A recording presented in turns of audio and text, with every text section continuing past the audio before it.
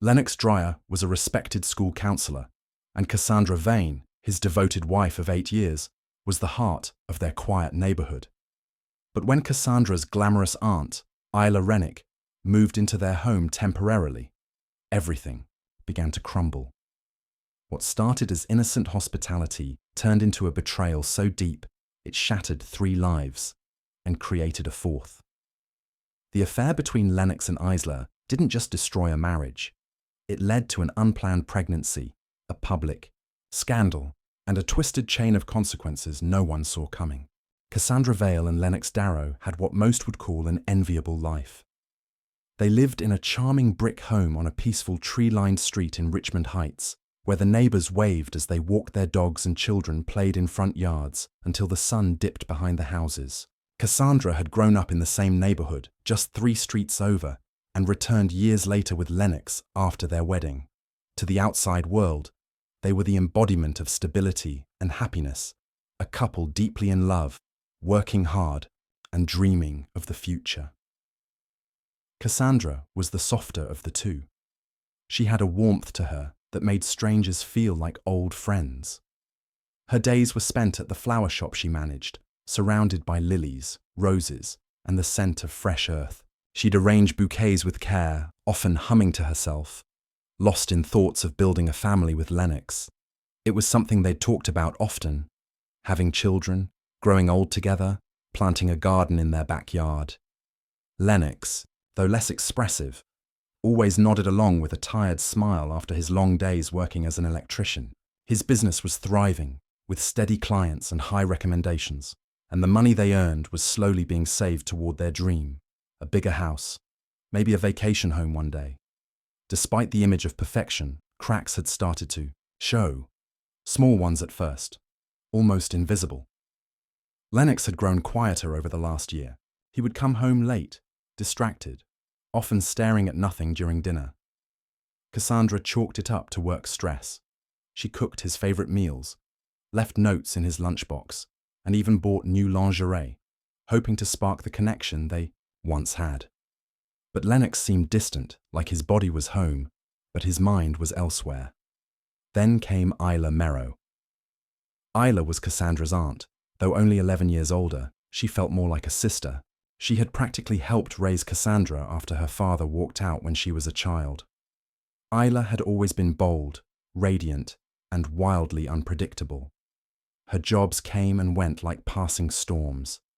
Waitress, real estate agent, boutique manager. She had a way of attracting chaos, but Cassandra loved her anyway. She admired Isla's confidence and free spirit, even if it came wrapped in trouble. When Isla's latest relationship ended, this time with a man who vanished with her savings and left her evicted, Cassandra didn't hesitate to open her door. She offered Isla the guest room until she could get back on her feet. Lennox hesitated, muttering something about privacy, but relented when he saw how much it meant to his wife. At first, it was fun. The house was livelier. Isla brought stories, wine, and laughter. She danced in the kitchen and told scandalous tales that made Cassandra blush. But behind that charm, Isla had begun to notice Lennox. She saw his quiet, brooding nature as a challenge. He barely looked her way in the beginning, but Isla was used to being noticed, and she didn't like being ignored. Lennox, for his part, tried to resist. At least at first, he saw Isla as a distraction, someone who brought too much noise into a life he was already unsure about.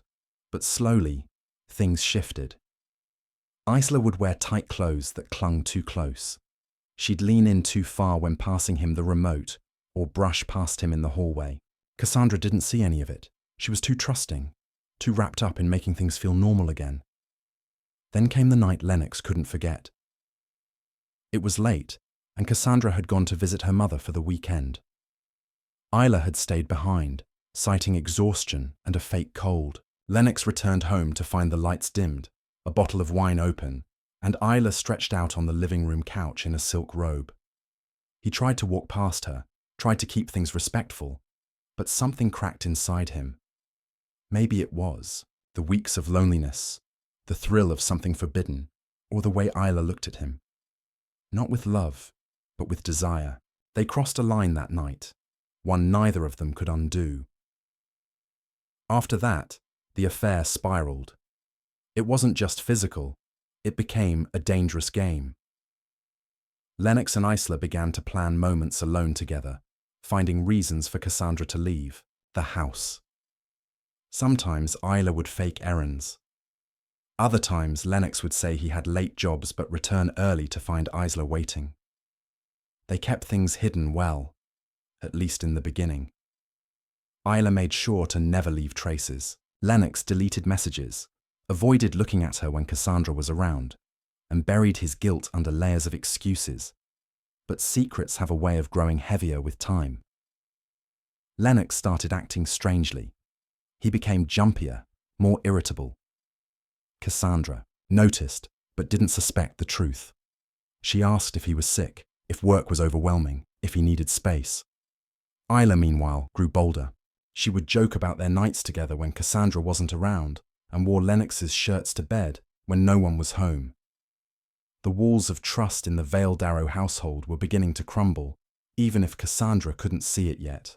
Her kindness had been used against her, her generosity exploited by the two people she trusted most. But for now, she still believed in her life, in her marriage, and in the dream she had worked so hard to build. She had no idea that everything was about to collapse. The affair between Lennox Darrow and Isla Merrow deepened quickly, shifting from a reckless indulgence to something far more entangled. What began as secret glances and stolen moments evolved into a twisted routine. Lennox would make excuses about emergency jobs or late-night electrical repairs, while Isla waited at home, careful to time everything so Cassandra would be gone. They were careful, but not cautious enough. The danger was part of the thrill, and both of them were addicted to it. Isla had always lived on the edge of control. She didn't care about rules or boundaries, and Lennox, who once saw himself as steady and dependable, found her chaos intoxicating. The more he gave in to her, the harder it became to imagine going back to his old life. With Isla, there was no expectation of responsibility. It was passion, risk, and a break from the monotony he felt with Cassandra. But even Lennox didn't expect things to spiral as quickly as they did. Weeks after their affair began, Isla started experiencing sudden waves of nausea. She brushed it off at first, blaming the wine or late-night snacks, but the symptoms persisted. She felt lightheaded, exhausted, and increasingly emotional. One morning, while Cassandra was at work and Lennox was out on a job, Isla stood in the bathroom staring down at a pregnancy test. The two lines were clear, unmistakable. Panic surged through her. She sat on the cold tile floor for hours, unsure what to do. Telling Lennox would be a risk, but hiding it was impossible. The idea of carrying his child filled her with a strange mix of fear and pride. This wasn't just a consequence, it was leverage. In her mind, the baby changed everything. It gave her a place in Lennox's life that Cassandra could never compete with. When she finally told Lennox, his face turned white. He didn't speak for a long time. The reality of the situation crashed down on him. A child meant exposure. It meant scandal, destruction, and pain. He begged her to consider her options, hoping she'd understand the chaos a baby would unleash. But Isla had made up her mind. She wasn't giving it up. She saw this as her second chance, an opportunity to have a family of her own, and maybe, finally, to have someone who wouldn't leave her behind. Lennox tried to distance himself. He avoided Isla when he could and tried to focus on his work, but the pressure was mounting. Isla became more demanding, more attached. She'd text him constantly, threatening to tell Cassandra if he didn't make a decision soon. She reminded him that the baby wasn't going anywhere and that he needed to start preparing for it. Lennox, overwhelmed and slipping into paranoia, began to feel trapped. Cassandra, meanwhile, sensed something was wrong. Lennox was more distant than ever, and Isla was acting strange too. She noticed Isla picking at her food, taking naps during the day, and frequently running to the bathroom. One evening, Cassandra came home early and caught Isla clutching her stomach in the kitchen, a look of discomfort flashing across her face. When Cassandra asked if she was okay, Isla simply nodded and claimed it was a stomach bug.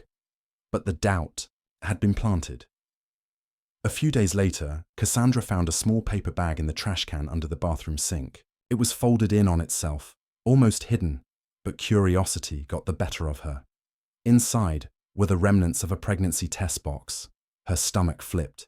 She couldn't stop staring at it. Her mind raced with possibilities. Was Isla pregnant? Had she taken the test for someone else? The question that haunted her the most. Was it Lennox's? Cassandra didn't confront either of them immediately. Instead, she began to watch. She paid attention to Isla's behavior, the way Lennox acted around her, the energy that pulsed awkwardly between them when they were in the same room. She started noticing little things she had ignored before.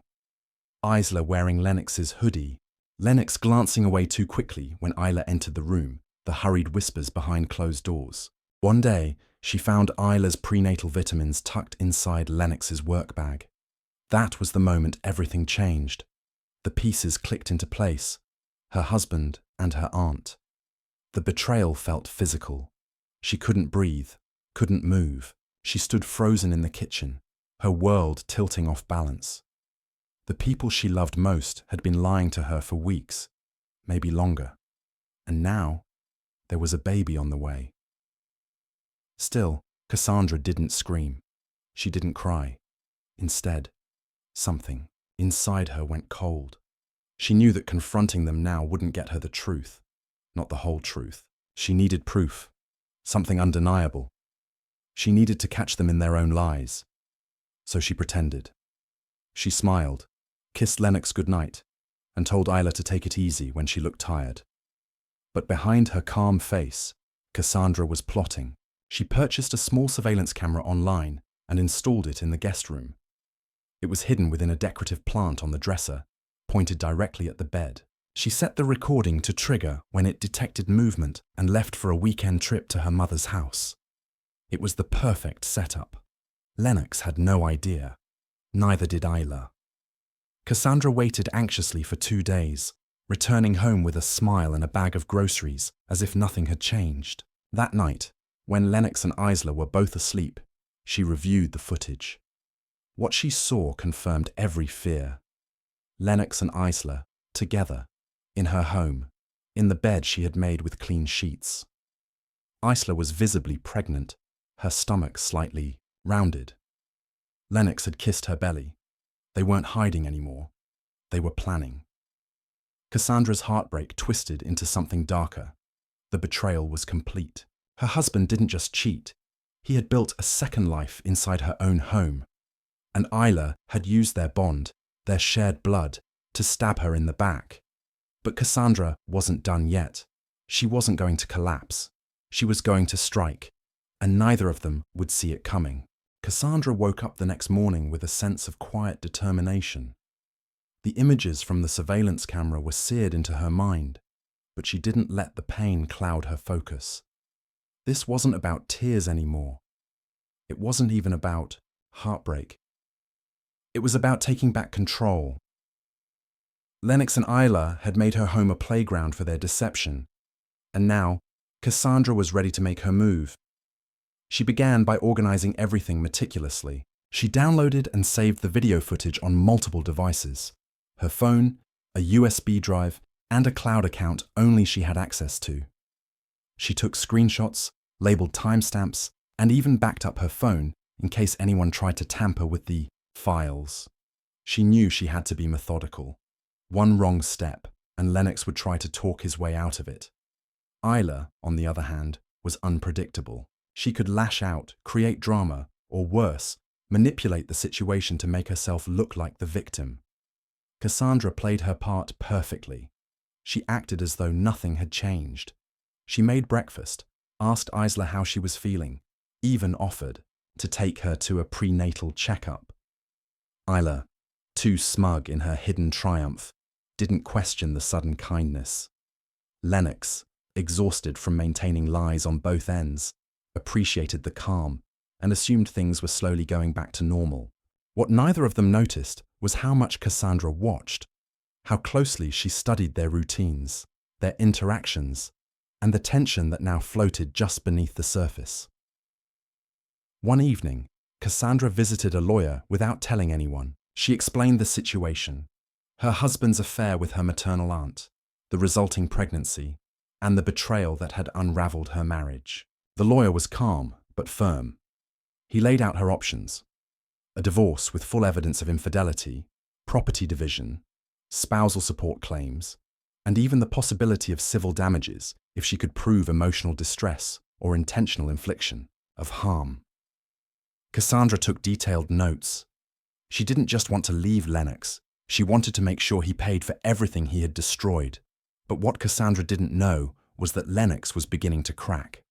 The stress of maintaining the affair while living a double life was weighing heavily on him. He'd started drinking more, becoming moody, paranoid, and easily irritated.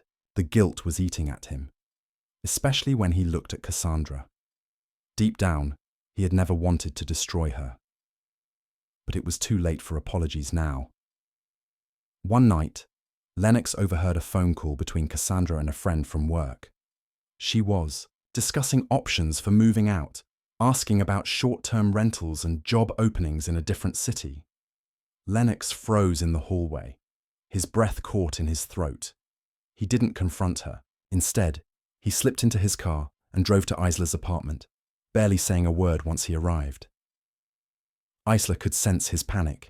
She pressed him for answers, and eventually, he admitted that Cassandra might know. Isla's face paled. Her first instinct wasn't guilt. It was fear. The pregnancy made her vulnerable. If Cassandra exposed everything, her reputation, her family, and her future could implode. She demanded Lennox fix it. She urged him to do whatever it took to keep Cassandra from going public. Lennox, overwhelmed and desperate, agreed. But he had no plan.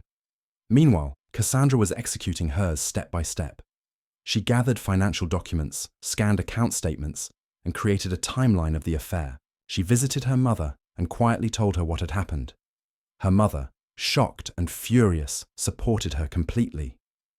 Word began to spread through the family circle, but Cassandra kept the most damaging evidence to herself. She wanted to control the story when the time came. What she hadn't expected was Isla's sudden visit the next day. Isla showed up mid-morning, unannounced, holding her stomach and feigning concern. She claimed she wanted to clear the air and put things behind them, as if everything could be resolved with a polite conversation. Cassandra, calm and collected, invited her in and offered her tea. As Isla sat on the couch, her eyes nervously scanning the room, Cassandra walked to her desk and pulled out a file. Inside were photographs, printed screenshots of text messages she'd managed to recover from Lennox's phone, and a USB drive. She handed it to Isla without saying a word. Isla opened the file and paled. Her hands shook as she flipped through the damning proof. Cassandra still didn't speak. She just stood there, her eyes locked on Isla's. Isla's voice faltered as she tried to defend herself, but the power had shifted. For the first time, Isla realized Cassandra wasn't going to cry or beg. She was going to win. The next morning, Lennox returned home to find his belongings neatly packed and stacked by the door. A note rested on top, stating that the divorce papers had been filed and that everything he needed to know was with her lawyer. He flipped through the pages, disbelief turning to dread as he realized Cassandra had outmaneuvered him completely. But it didn't end there. Cassandra scheduled a meeting with a local journalist who specialized in community scandals and legal battles. She handed over her story, along with the proof. The journalist, intrigued by the twisted nature of the betrayal and the pregnancy involved, agreed to run the piece under anonymity, at least at first. Cassandra didn't care about her name being public. She wanted the truth to be known. When the story was published 2 weeks later, it spread quickly. The small town buzzed with gossip. Lennox's business took a hit as clients cancelled appointments. Isla lost her job at the wellness clinic. Her reputation shredded overnight. Neighbors avoided eye contact. Friends stopped calling. The affair wasn't just a mistake anymore. It was a public spectacle, and neither Lennox nor Isla could escape it. As for Cassandra, she packed her things and moved to a nearby city, where she started fresh with a new job and a small apartment. The pain didn't vanish, but it stopped controlling her. She had taken back her story, exposed the lies, and dismantled the life that was built on betrayal. And though Lennox and Isla were left with a child on the way and a reputation in ruins, Cassandra felt no guilt. They had made their choice. She had simply made sure the world knew the truth. The aftermath of the scandal settled over the town like thick fog. Every corner whispered the names Lennox Danvers and Isla Rennick with disgust, curiosity, or pity. Once respected for their professional reputations, he a tech consultant, she a holistic therapist, they were now remembered only as the pair who betrayed family in the most unthinkable way. Cassandra's decision to go public had flipped their lives inside out, but it had also ignited something else: resentment, fear, and a thirst for retaliation. Lennox had underestimated Cassandra's strength. He never imagined she'd act with such precision, let alone expose him on a public platform. He believed she'd cry, maybe yell, but eventually stay. After all, that was how Cassandra had always been: quiet, gentle, reserved. But the woman he faced now was different. She was calculated and unyielding, a version of herself he didn't recognize, and he hated that she had taken control of the narrative. Lennox's business continued to collapse. Clients disappeared one by one. His inbox stayed empty. Longtime partners, worried about their brand's image, withdrew from contracts without explanation. He had always been the man with the solutions, the fixer, the one who held power in every room. Now, he couldn't even pay rent on his office space. Credit cards piled up unpaid, and the silence from his professional circle was deafening. Isla didn't fare much better. The clinic she worked at terminated her quietly but swiftly. Patients cancelled appointments, and her co-workers, once friends, avoided her. She moved out of her small apartment into a cheaper rental far from the city centre. The stress began to affect her pregnancy. She suffered from insomnia, and her anxiety escalated with each passing day. The once boastful woman who had gloated behind closed doors now avoided mirrors, unable to look at what her choices had turned her into. But while Lennox and Isla struggled to salvage their crumbling lives, Cassandra flourished in her new one. She found peace in simplicity: a one-bedroom apartment, a modest job at a publishing firm, and a small group of kind co-workers who knew nothing of her past. For the first time in years, she was living life without walking on eggshells. There was no tension at home, no secrets behind closed doors. She was finally free. Still, the pain hadn't vanished. Late at night, the memories resurfaced. The holidays they'd spent together. Isla's laughter at family dinners. Lennox's promises whispered under candlelight. The betrayal had cut deeply, not just as a wife, but as a woman who had trusted both her partner and her family. The scars remained, but Cassandra had learned how to keep them from defining her. Things took a darker turn when Lennox received a legal notice in the mail. Cassandra was seeking spousal support. Despite the affair and the damage it caused, she had every right under the law, especially with documented proof of infidelity. Lennox exploded. To him, it felt like she was twisting the knife even deeper. He called Cassandra, but she didn't answer. She had blocked his number and instructed her lawyer to handle all communication. Desperate, Lennox turned to Isla for comfort, but she had grown cold and distant. The pressure of pregnancy, public disgrace, and financial hardship had turned their once passionate affair into a bitter connection. They argued constantly. Lennox resented her for being reckless, for not ending things when he asked, for letting everything spiral. Isla, in turn, blamed him for not protecting her, for letting Cassandra humiliate her in front of the world. One evening, Isla collapsed in her bathroom. She was rushed to the hospital where doctors stabilized her and the baby. The stress had taken its toll, but both survived the scare. Lennox was shaken. He stayed overnight at the hospital, pacing the halls and questioning everything. His life had disintegrated in a matter of weeks. What had once seemed exciting and forbidden now felt cursed and dangerous. During that long night in the hospital, Lennox decided to contact Cassandra, not to reconcile but to ask for mercy. He sent a letter through her lawyer, begging her to withdraw the support claim, pleading for peace for the baby's sake. Cassandra received the letter a few days later. She read it once, then shredded it without replying. She wasn't seeking revenge anymore. She was simply holding people accountable. Meanwhile, the journalist who had initially broken the story approached Cassandra again. The article had gone viral in local circles, and now a small documentary producer wanted to adapt the story for an online series about betrayal and scandal. Cassandra hesitated. She had tried to move on, but after some thought, she agreed, on one condition. Her name would remain anonymous, and the identities of those involved would be altered to protect her privacy. When the short documentary aired, it quickly gained traction. Audiences were drawn to the shocking nature of the betrayal. Husband, wife, aunt, baby. The twist was too dramatic to ignore. Online forums lit up with theories and debates. Viewers praised the woman at the center for her composure and strength. Lennox and Isla, though unnamed, knew it was about them. The shame resurfaced. They couldn't escape it. By now, Isla had given birth. The baby was healthy, a boy with dark hair and Lennox's eyes. But there was no joy in the moment. Lennox held his son with trembling hands, unsure if he felt love, guilt, or something much more hollow. Isla watched from the hospital bed, distant and tired.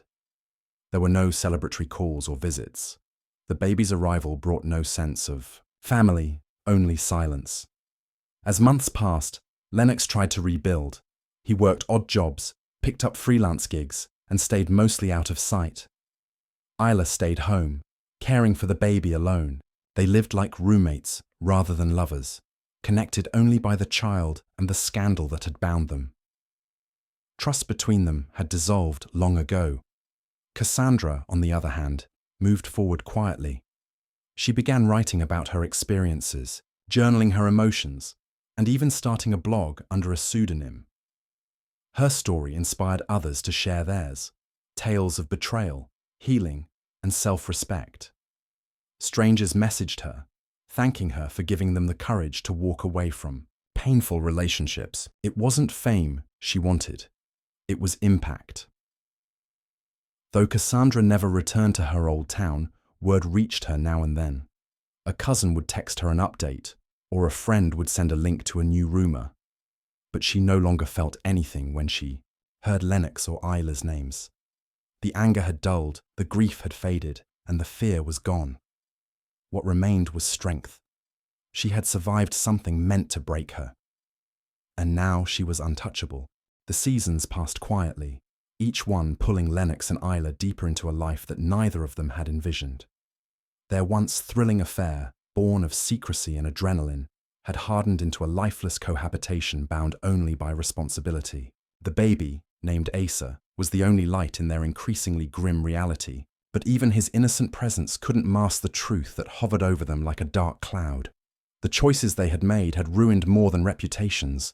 They had destroyed connections, silenced futures, and carved scars into the fabric of an entire family.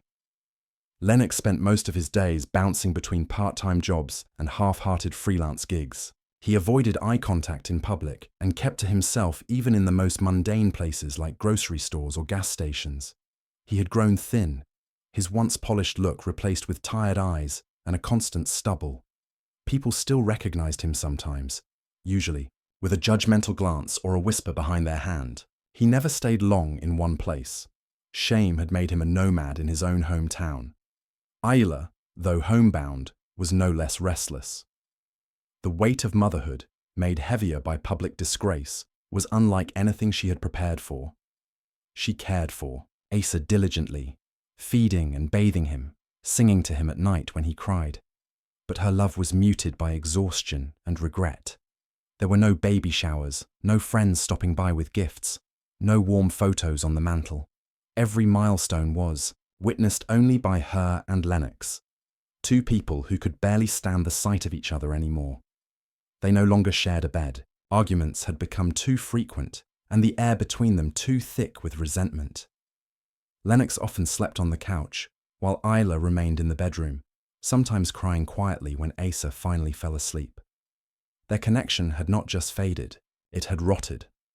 What had once been desire was now repulsion. What had once been a dream had become a prison. Meanwhile, Cassandra's life took on a new rhythm far from the chaos she'd left behind. Her writing blossomed into a full-time pursuit. Under her pen name, she released short essays that resonated with readers across platforms. Messages from strangers flooded her inbox, not just with sympathy, but with gratitude. Women and men who had experienced betrayal in their own lives found something healing in her words. What began as a means to process her pain became a platform of empowerment. She traveled often, taking long weekend trips to coastal towns or mountain cabins where she could write in solitude.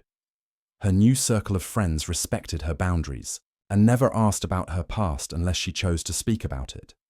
She no longer flinched at the sight of couples holding hands or at the sound of children laughing in public parks. Her pain hadn't disappeared, but it no longer had power over her. In its place was resilience. One day, while sorting through old boxes during a rainy afternoon, Cassandra came across a stack of photographs from the early days of her marriage. They had been buried deep, likely during a move, forgotten beneath years of silence and avoidance.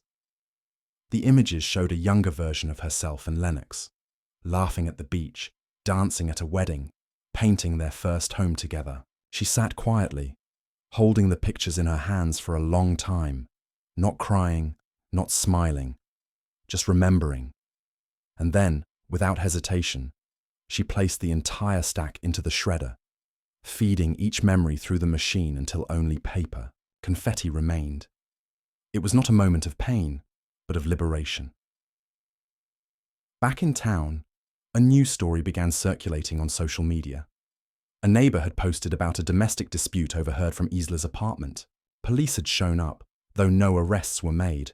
The post was vague, but it didn't take long for speculation to erupt.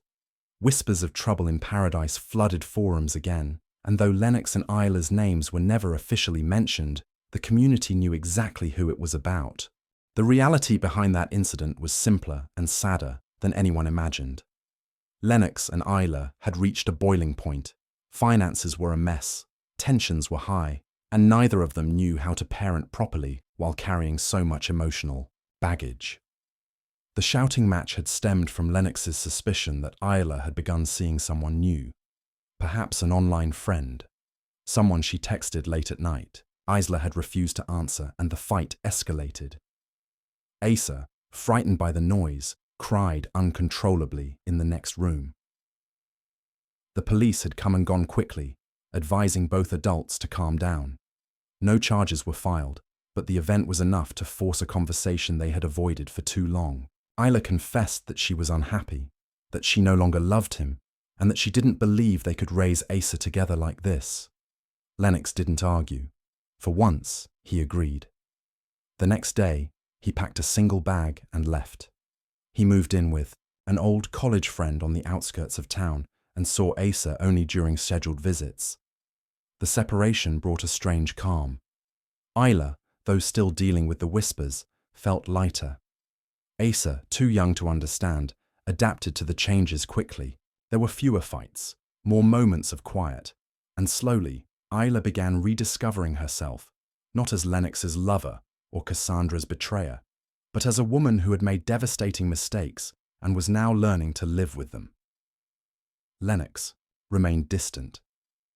He paid what little child support he could, showed up on weekends with small toys or snacks, and left before sunset. He rarely spoke to Isla except through brief texts or written notes. The man who once set fire to his marriage for passion now looked like a shadow of the person he used to be. Cassandra never reached out to either of them again. She had built a life where they no longer existed. The wound they inflicted had long since scarred over. She lived without needing closure from them, because the true ending she needed was the one she gave herself. In the end, what began as a hidden affair spiraled into a series of consequences none of them could have predicted. A family was shattered, trust was annihilated, and lives were forever changed. But amid the wreckage, Cassandra emerged whole. She had walked through fire, and while the others remained trapped in the ashes, she had found her way out into the light.